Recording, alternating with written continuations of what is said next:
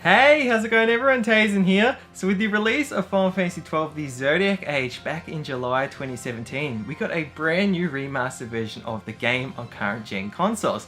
Now this brought a slew of additions and changes to it, some coming from the international job Zodiac version released in Japan exclusively on the PlayStation 2, as well as a lot of new additions and even some changes to that version that made this one potentially more streamlined, more readily accessible, and maybe even a little easier according to some people.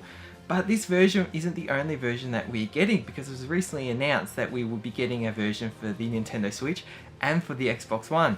And we recently got a brand new trailer for it, announcing that it's coming out worldwide on April 30th of this year or April 25th in Japan. But this one is getting some unique additions, which seems to be making this one the definitive version. Now going over some of these additions, we can see here, according to this article by RPG site, including a license reset function. So it says here, by talking to Clan Centurio's leader Mont Blanc in Rabanasta, players can reset and change their party members' jobs, allowing them to customize the jobs of their party if desired. That's a cool addition. I think that may work a lot better for new players who maybe weren't sure on how to work sort of the job system, because it is somewhat of a unique system in terms of JRPGs, at least different to the previous Final Fantasy games, I should say. As here, it's got an additional gambit set, so gambits allow players to customize their party's AI. Players can now create 3 unique sets, allowing players to switch between sets for different situations, such as map exploration or boss fights. I think that will make the game, again, more fun in a sense of not having to be as tedious with switching things over, because we've now got an additional gambit set. It's also got improved New Game Plus, allows users to start the game with party members at level 90 and carry over some items like weapons, magic and guilds obtained during previous playthroughs. I think a New Game Plus is a must in many games, especially games that are very long, because you gather a lot in that time.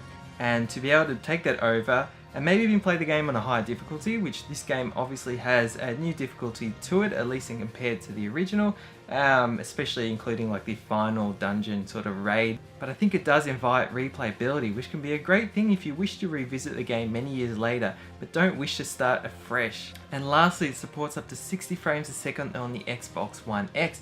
That is great to see it play at a higher frame rate than the other versions.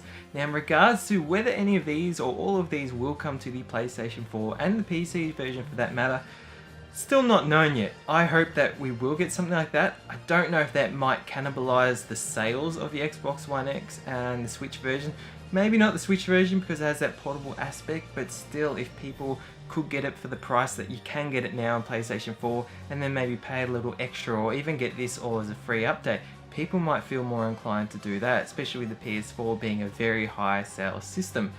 But in saying that, maybe later on down the track this could come to the PlayStation 4. I really hope so, given I have the PlayStation 4 version, and although I would love to get the Switch version, I am a bit disappointed that it's not all on the cartridge. I always love for a physical version to predominantly at least be fully playable from the cartridge.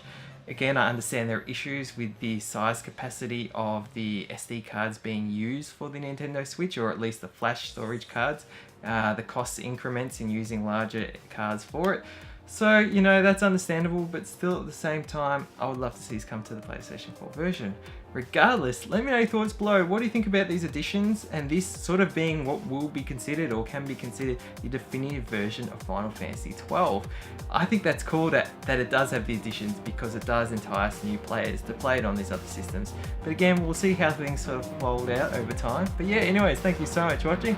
Hope you enjoyed. Have an awesome week, everyone. And until next video, stay spot on.